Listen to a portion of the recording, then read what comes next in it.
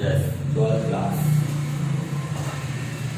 अभी तक बच्चों अपन ने चैप्टर नंबर 3, 4, 5 तीन चैप्टर कंप्लीट कर लिए। आज अपन सेकंड चैप्टर स्टार्ट कर रहे हैं, इनवर्स ट्रिग्नोमेट्री, प्रतिलोम त्रिकोणमितीय फलन। इनवर्स ट्रिग्नो क्या होती है वो चीज होती है, आपने 11th क्लास के अंदर ट्रिग्नोमेट्रिक फंक्शन पढ़े थे, त्रिकोणमितीय फलन पढ़े थे। ट्रिग्नोमेट्रिक फंक्शन बेटा आपने पढ़ा था साइन कोस टेन कोस सेक कोसेक, 6 फंक्शन होते हैं, 6 फलन होते हैं त्रिकोणमितीय, साइन कोस टेन कोस सेक कोसेक। आज अपन देखेंगे इनवर्स ट्रिग्नोमेट्री, हिंदी में प्रतिलोम त्रिकोणमितीय फलन। प्रतिलोम त्रिकोणमितीय फलन होते क्या है ये चीज अपन थोड़ा सा डिस्कशन करते हैं। बेटा 11th क्लास में अपन ने पढ़ा था साइन थीटा की वैल्यू फाइंड करना। साइन थीटा की वैल्यू मैंने मान ली बेटा अल्फा है। जब साइन थीटा अगर अल्फा है तो यहाँ पर अपन पढ़ेंगे थीटा इक्वल टू होगा साइन इनवर्स अल्फा, ये -1 लेकर का इसको अपन इनवर्स बोलते हैं। साइन थीटा जब अल्फा है तो थीटा निकालेंगे, साइन को हटाएंगे तो साइन इनवर्स अल्फा। तो जब साइन थीटा अल्फा होता है तो थीटा होता है साइन इनवर्स अल्फा, और जब theta equal to sine inverse alpha तो उसको वापस लिख सकते हैं sine theta equal to alpha. तो इनवर्स ट्रिग्नोमेट्री, इनवर्स का मतलब प्रतिलोम का मतलब विपरीत, विपरीत मान किसका निकालना है, त्रिकोणमितीय फलन का। तो प्रतिलोम का मतलब विपरीत, विपरीत मान त्रिकोणमितीय फलन का। बेटा प्रतिलोम त्रिकोणमितीय फलन की परिभाषा होगी त्रिकोणमितीय फलन का विपरीत मान ज्ञात करना ही प्रतिलोम त्रिकोणमितीय फलन कहलाता है।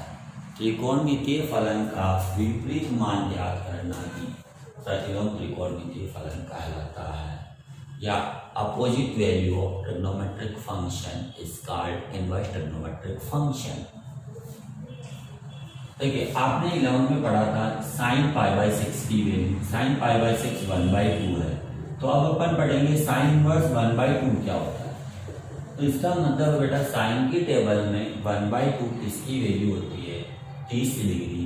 30 डिग्री को रेडियन में क्या बोलेंगे, π/6। कोस इनवर्स 1/√2, कोस की टेबल में 1/√2 किसकी वैल्यू होती है, π/4। टेन इनवर्स √3, टेन की टेबल में √3 किसकी वैल्यू होती है, π/3। तो इनवर्स ट्रिग्नोमेट्री अपोजिट वैल्यू किसकी, ट्रिग्नोमेट्रिक फंक्शन, इसी को अपन इनवर्स ट्रिग्नोमेट्रिक फंक्शन कहते हैं। लेकिन बेटा एग्जाम में वायदा ये चीज पूछता आपने तो इसकी वैल्यू निकालनी, तो आप डायरेक्ट वैल्यू नहीं लिख सकते हो। इसके लिए अपने को इनवर्स ट्रिग्नोमेट्रिक फंक्शन है, इसकी रेंज याद रखनी होगी। तो अपने यहाँ पर देखिए पहले इनवर्स ट्रिग्नोमेट्रिक फंक्शन टोटल होते कितने हैं। साइन इनवर्स एक्स लिख देता हूँ, cos inverse x, tan inverse x, cot inverse x, sec inverse x, cosec inverse x.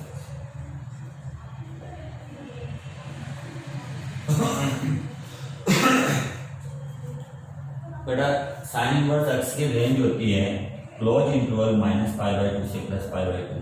Interval तो आपको 11 में बता दिया था, क्लोज ओपन क्या होता है, कोस 0 से π, -π/2 से +π/2, 0 से π, 0 से π, -π/2,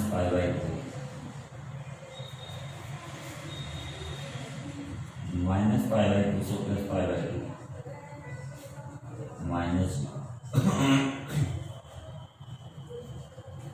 रेंज बच्चों यहाँ पर देखिए, इनको याद रखनी पड़ेगी ये रेंज, क्योंकि जो अपने आंसर लिखेंगे वो इसी रेंज के अंदर है। पहले देखो क्लोज इंटरवल, ओपन इंटरवल क्या होता है। क्लोज इंटरवल का मतलब होता है बेटा ये दोनों पॉइंट भी लेने हैं, और ओपन का मतलब होता है ये दोनों पॉइंट नहीं लेने, केवल बीच बीच के लेने। क्लोज का मतलब होता है ये पॉइंट भी लेने, बीच के पॉइंट भी लेने, और ओपन का मतलब ये पॉइंट नहीं लेने होने को, बीच बीच के पॉइंट।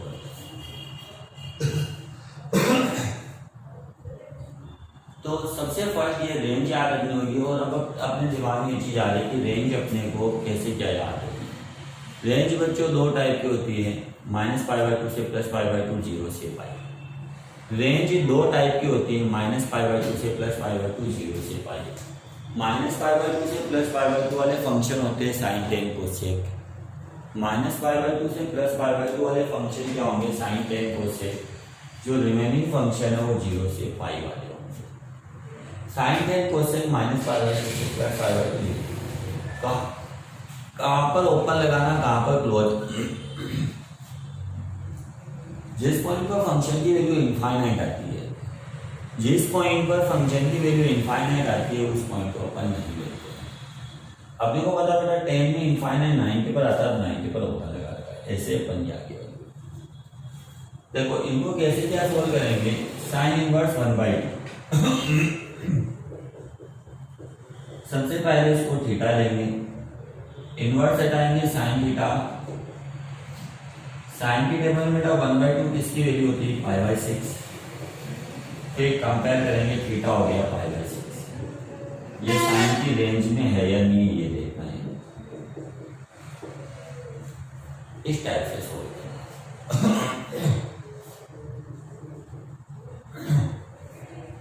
Cos inverse 1/√2।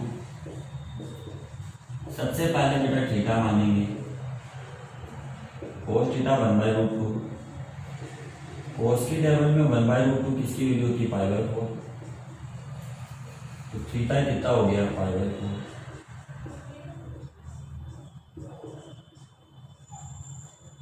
ऐसे निकाल, एक में सेक कोसेक इनमें से ले लेता हूँ या कोट में से ले रहा। Cot inverse 1/√3। सबसे पहले बेटा थीटा लेंगे, कोट थीटा 1/√3। कोट की टेबल में 1/√3 किसकी वैल्यू होगी, π/3। तो थीटा हो गया π/3। ये कोट की रेंज।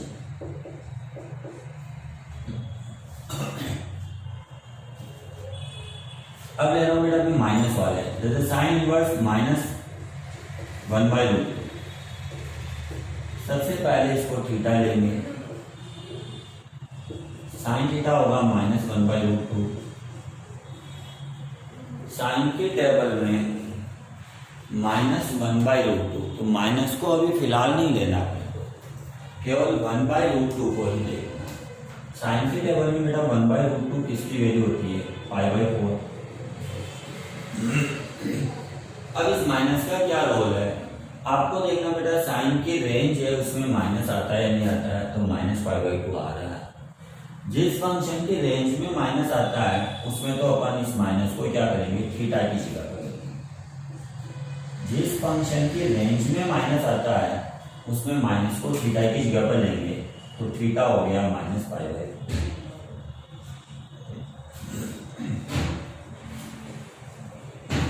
एक तो बेटा कोस में ले रहा हूं 1/2 थीटा। कोस थीटा क्या होगा, -1/2। कोस की टेबल में 1/2 किसकी वैल्यू होती है, π/3। कोस की रेंज में माइनस आता है क्या, कोस की रेंज में देखो बच्चों माइनस नहीं आ रहा। जिस फंक्शन की रेंज में माइनस आता है उसमें तो माइनस को अंदर ले लेंगे, और जिस फंक्शन की रेंज में माइनस नहीं आता है उसमें माइनस को हटाने के लिए पाई माइनस करेंगे। अब एक चीज अपने दिमाग में आ रही होगी, बेटा पाई माइनस ही क्यों करते, पाई प्लस क्यों नहीं करते हैं। तो इसके पीछे रीजन ये है कि अगर पाई प्लस करेंगे तो रेंज से बाहर की वैल्यू बचेगी। कोस थीटा कोस एलसीएम लेकर सोल्व करेंगे 2π/3, तो थीटा हो गया 2π/3। ये कोस का रेंज। तो ये चीज अपने यहाँ तक आप एक बार पढ़ोगे, इसको मैं वापस थोड़ा सा रिपीट कर रहा हूँ। सबसे फर्स्ट है बेटा इनवर्स ट्रिग्नोमेट्री क्या होती है, प्रतिलोम त्रिकोणमितीय फलन क्या होता है। प्रतिलोम त्रिकोणमितीय फलन का मतलब है त्रिकोणमितीय फलन का विपरीत मान ज्ञात करना ही प्रतिलोम त्रिकोणमितीय फलन कहलाता है। इसके बाद का काम है sine theta equal to alpha हो तो थीटा की वैल्यू होती है साइन इनवर्स अल्फा। और एक चीज अपने ये है, इनवर्स ट्रिग्नोमेट्री फंक्शन टोटल 6 होते हैं, साइन कोस टेन कोस सेक कोसेक। ये 6 फंक्शन है, इन 6 फंक्शन की रेंज याद रखनी बच्चों। रेंज 2 टाइप की होती है, -π/2 से +π/2, 0 से π। -π/2 से +π/2 वाले फंक्शन होते हैं साइन टेन कोसेक, जो रिमेनिंग फंक्शन है वो 0 से π बनेंगे। अब अपने को यहाँ पे ये देखना है, तो माइनस वाली जगह पर प्रॉब्लम रहती है। तो माइनस वाला केस क्या है, जिस फंक्शन की रेंज में माइनस आता है उसमें तो माइनस को अंदर ले लेंगे, और जिसमें माइनस नहीं आता उसमें माइनस को हटाने के लिए पाई माइनस। तो आज यहाँ तक कि आगे अपन कल डिस्कशन